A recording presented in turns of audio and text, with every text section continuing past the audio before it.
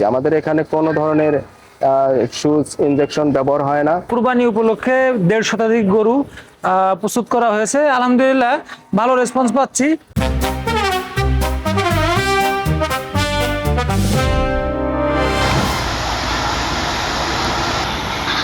আসন্ন পবিত্র ঈদুল আজহাকে সামনে রেখে নারায়ণগঞ্জের রূপগঞ্জ উপজেলার খামারগুলোতে এখন চলছে ব্যস্ততম সময়। গবাদি পশু লালন পালন ও পরিচর্যায় দিনরাত পরিশ্রম করছেন খামারিরা। প্রাণী সম্পদ কর্মকর্তার তথ্য মতে রূপগঞ্জ উপজেলার 7টি ইউনিয়ন ও 2টি পৌরসভায় ছোট বড় মিলিয়ে 8 শতাধিক খামারে প্রায় 18,500 বিভিন্ন জাতের গবাদি পশু কোরবানির জন্য প্রস্তুত করা হয়েছে। গরুর পাশাপাশি মহিষ, ছাগল, ভেড়া ও দুম্বা রয়েছে। উপজেলা জুড়ে কোরবানির পশুর চাহিদা রয়েছে প্রায় 17,000-এর মতো। ফলে স্থানীয় চাহিদা পূরণ করে অতিরিক্ত পশু রাজধানী ঢাকা ও আশপাশের এলাকাতেও সরবরাহ করা সম্ভব হবে বলে মনে করছেন সংশ্লিষ্টরা। কার কাছে শিখলাম? এই যে রাধুনী রেডিমিক্স গরুর মাংসের মশলা। গরু রান্নায় গুরু হওয়া কোনো ব্যাপারই না। খামারিদের দাবি, কোনো ধরনের ক্ষতিকর ইনজেকশন, স্টেরয়েড বা ট্যাবলেট ব্যবহার ছাড়াই সম্পূর্ণ প্রাকৃতিক উপায়ে গরু মোটা তাজা করা হচ্ছে। অনেক খামারে পাকা শেড, আলো বাতাস ও গরম থেকে স্বস্তি দিতে ফ্যানের ব্যবস্থা রাখা হয়েছে।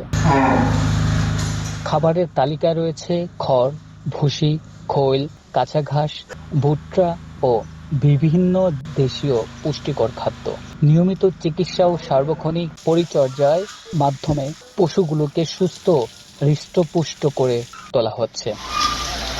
খামারিরা জানান, প্রাকৃতিক উপায়ে গরু মোটাতাজা করতে সময় ও খরচ তুলনামূলক বেশি হলেও এতে পশুর স্বাস্থ্য ঝুঁকি থাকে না। একটা গরুর 2 কেজি করে দুবারে 4 কেজির মতো দানাদার দাম দেয়। আর সাইলে যা 15 থেকে 20 কেজির মতো, গাছ যা 10 কেজির মতো, আর খের যা 2 থেকে 3 কেজির মতো। আমরা যে খাবারটা খাওয়াচ্ছি এটা 100% অর্গানিক।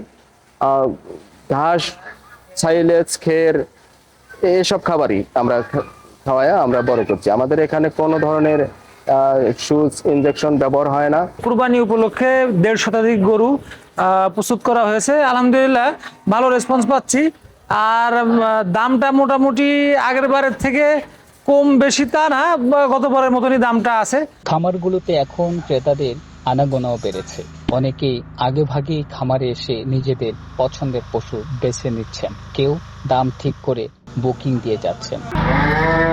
রূপগঞ্জ উপজেলা প্রাণী সম্পদ কর্মকর্তা ডক্টর সজল কুমার দাস বলেন, আসন্ন ঈদুল আজহা উপলক্ষে রূপগঞ্জ উপজেলার প্রায় 2 শতাধিক খামারে 18,500 গবাদি পশু প্রস্তুত করা হয়েছে। প্রাণী সম্পদ অধিদপ্তরের তত্ত্বাবধানে খামারিদের নিয়মিত পরামর্শ ও সহযোগিতা দেওয়া হচ্ছে। রূপগঞ্জের চাহিদা রয়েছে 17,840-টির মতো, এবং আমরা আশা করেছি যে কোরবানির কাছাকাছি সময়ে এই প্রাপ্যতা আরো বৃদ্ধি পাবে এবং আমাদের রূপগঞ্জের চাহিদা পূরণ করে পার্শ্ববর্তী জেলা, বিশেষ করে রাজধানী ঢাকায় আমরা প্রেরণ করতে সক্ষম হব।